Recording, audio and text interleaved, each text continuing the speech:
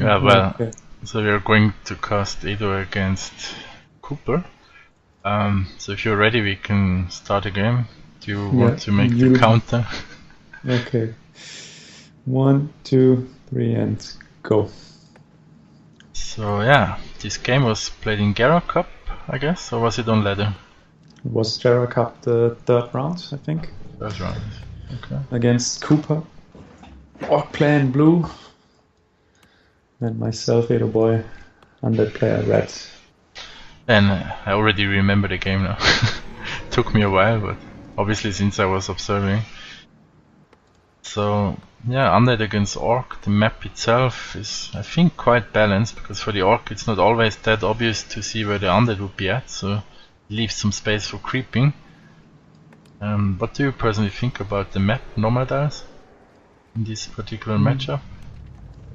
The only thing is the nearby laboratory. You can get the zappers pretty easily there and like kill 2 ziggurats with the speed scroll, so that's the only thing what's like annoying about this map, but in general this map's actually pretty good for undead because you can creep the big red camps, so especially in the late game, super easy.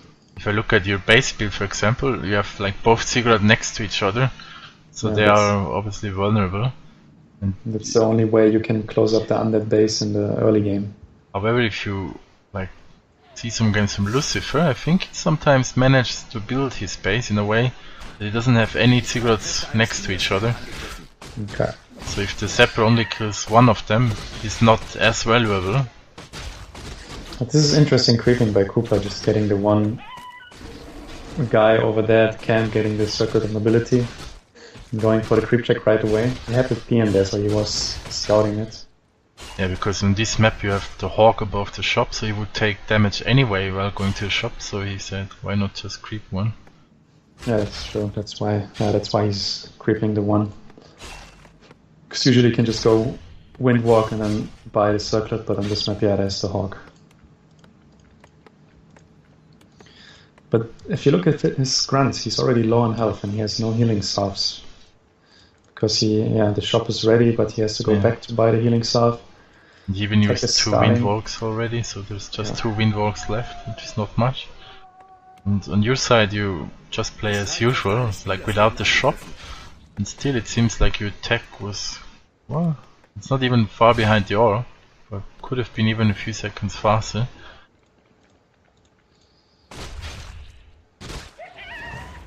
And sometimes I really disapprove of your style, playing without skeletons, because they can give not just some melee or meat shield there for creeping, but also good scouting information.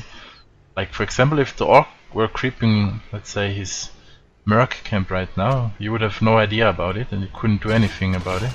And at the same time you still think maybe the Blade Master is next to me. I mean, I feel like usually the orcs, they don't play aggressive, they don't creep aggressively against undeads. They try more to harass, since it's if they creep aggressively, then you have enough time to creep yourself big spots. And as soon as you get to level 3 Death Knight, like, you're so much safer than with level 2. But I think like, it's always worth it. Right now you don't even have like Dust of Appearance, so whenever you creep, you think maybe the Blade Master would come for a last hit, so you can never be sure about it. Yeah, but it does work. Yeah. So now Cooper showing himself again. He has the sentry wards. He dropped one on the right hand side, so it's a good position. It will give away always the routing where Edo would go next, and hence making some good creep checks possible. This is the good thing about having ghouls, because you don't have to call them. You can just send them back in the base, make them harvest lumber, and then they heal up themselves. That's how you like save mana on the Death Knights. Otherwise, if you would have just fiends and a few skeletons, they would always go for the fiends. Yeah. And then you have to waste the mana. Like this, people get kinda kited by the ghouls and they start attacking the ghouls. And they can't kill them because they're too fast. So that's like, I think, a really good advantage there on this strategy. It sounds quite nice actually. Also, if you consider skeletons give away like 12 experience points, so whenever you start losing them, it will skeletons are not for free either. Like they have to buy the rod every time. So this might be, this is going to be the first creep check of the game, I guess. Yeah, overall, between tier 1 and tier 2, most undeads would use like 2 rods, which is like 300 gold. So that's good gold saved there. And again, Ruva has a pretty weak grunt there, and his Blade Master is super low on health. And that's why he has to pull back there. And he had, look at the Fiends and the Death Knight, no damage at all, because he was attacking always the ghouls, and the ghouls are in the base, healing and getting lumber, and they're all heal up anyways. So it does work. This attack is fast on both sides. Like the undead attack is a little bit faster than the orc attack. And Cooper going for the attack with the bestiary and no spirit launch. It's nice to see that the Death Knight has like full mana right now. So you really didn't have to use any coils for the Fiends. And mana is always really a good thing to have in the mid game against orc. But yeah, Cooper trying to surround the Death Knight actually, but fails to. But on the other side, losing a grunt. Quite a big deal. Yeah, Death Knight is now kinda in trouble with just 250 HP. We'll have to coil probably the next Fiend. So yeah, the Shadow Hunter starts the creep, finish off the creep. But the thing is, the Blade Master is just not even level 2.5. He's like low on experience. It will take so long for him to get to level 3, especially because the SH is out already. Lich is out, and you see the Lich has now the dust, just in case. Yeah, just seconds before the shade will probably be made. Yeah, and there's straight tech, Warmill coming by the orc, and Snare coming, first Raider is out, but there's no Spirit Walkers. And Cooper is just copying Orc Worker, he does this style against undeads. He goes like for this fast tier 3 tech with the pocket expansion, and then they're so vulnerable in this time, like he can't do much, he can't harvest the undeads, because you can't do much without Spirit Link against Frost Armor. And his Blade Master is level 2, so this is looking really bad in my opinion for the Orc player. Yeah, usually at this time Playmaster should be level 3 and keep harassing the undead player. Especially on this map there are lots of big creeps to finish with the backstab and you always can keep some pressure up. So when you look at standard orc against undead, it's usually the Shadow Hunter that hits level 3 much faster than the Lich would. And that's where the orc advantage lies in, like in mid game. And now we have the Blade Master coming over to creep check the undead. Since he has the ward, he has perfect vision of everything. That's like a really big deal. But the undead tech's already through. Yeah, Cooper could have last hit at the small creep now, because you see the Windwalk's running out, so he missed the timing there. And now Edo is aware of it, because otherwise he probably wouldn't have seen it, and now he just finished it with coil. Honestly, when I watched this replay, I remember not seeing the Blade Master. Now that I'm watching it, yeah, he was standing there invisible for quite some time. I was just coiling it just in case. Yeah. And there's 2 Boneyards coming. Frenzy upgrade for the ghouls. This is like the Orb of Corruption for the Lich, and still 300 gold on the undead side. So this is the perfect way how my game could go against Orc. Like it couldn't go bad. But why would you go like for dual Frost Ferns right now? Instead of... Because you will see that he's going now for the expansion. And if you just have 1 Boneyard, you don't get enough Frost Worms out in time. That's why you need bow too. But like, if you just would play like other undeads and go for Pitlord third and push right now, with some statues, waiting for Destroyer's upgrade, you would be like ready to fight in, let's say, maximum of 1 minute, like when the Destroyer's upgrade finished. And then yeah, and the push like that would also work probably. I don't know how the Destroyers work against the towers, because he's getting up a few towers and Frost Worms are so much stronger, like in general, like first Frost Worm is coming, the second one's coming, like you just see how the supply jumps up from 50 to supply to straight to 59 with the ghoul, and the orc is on 50 supply with no gold at all. Like his expansion didn't pay off yet. Yeah, he invested like 700 gold if you include the tower. Yeah, and the thing is, if you would have just 1 Boneyard right now, this wouldn't work. You couldn't crush the expansion there with just one boneyard. Because it would take too long to get out 2 Frostworms, because you need at least 2, since the SH can always hex 1 Frostworm. Yeah. And again, the Sentry Ward, I think, what is it? Is it the Sentry Ward?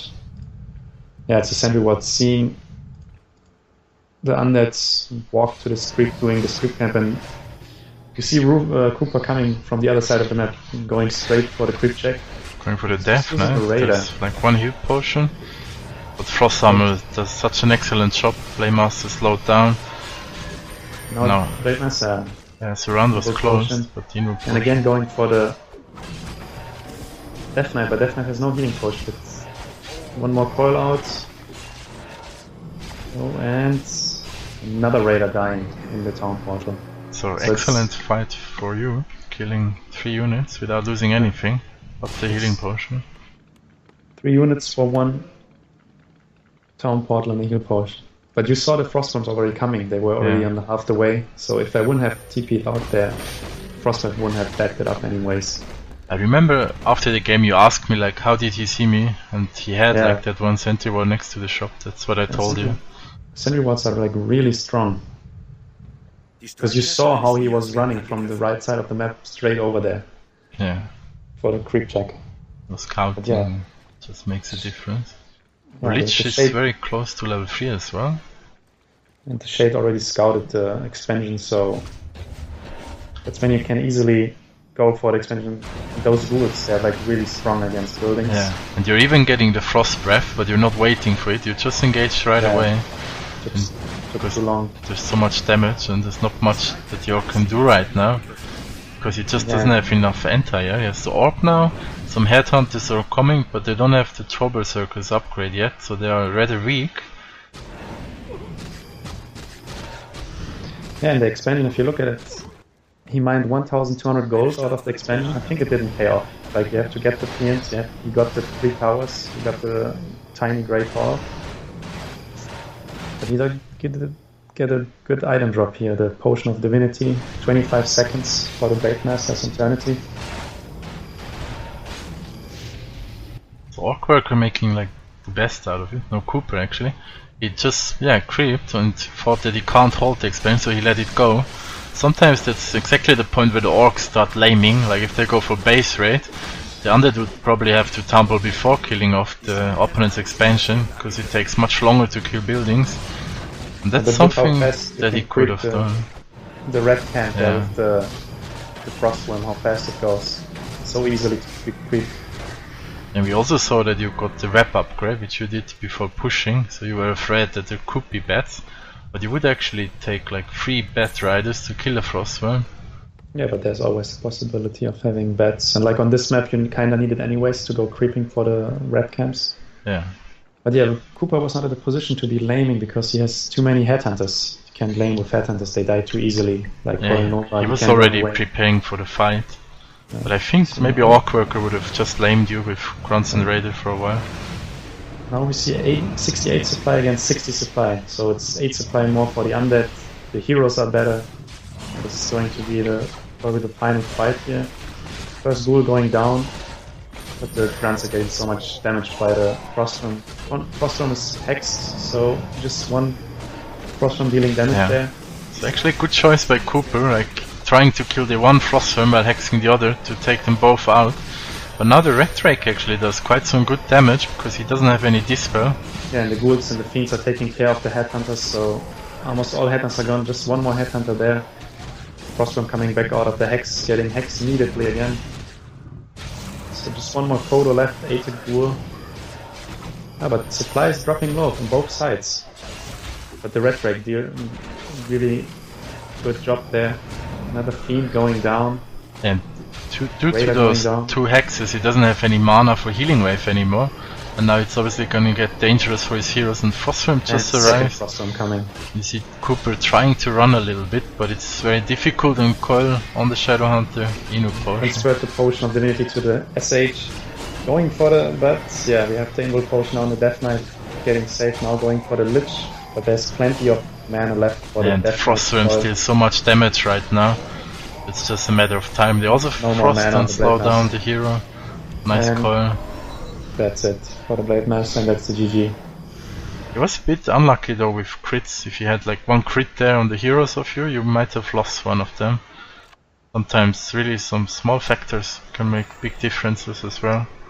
Yeah, but you can see like on the unit supply count was 68 to 60 supply in the main fight. The heroes were level 4 and level 3 against level 3 and 3. And usually the Orc should be having like more supply in that situation, but he lost his expansion, he invested so much, and it didn't pay off in the end. Yeah. So yeah. So your strategy worked out perfectly, but also thanks to the choices of the opponent. It could have been interesting if he would have played differently, but then you would have adapted probably. Yeah, I wouldn't play 2 Boneyards if he plays Spirit Walkers. So that's when you like get 1 Boneyard maybe and then Destroyers as well to have some dispo.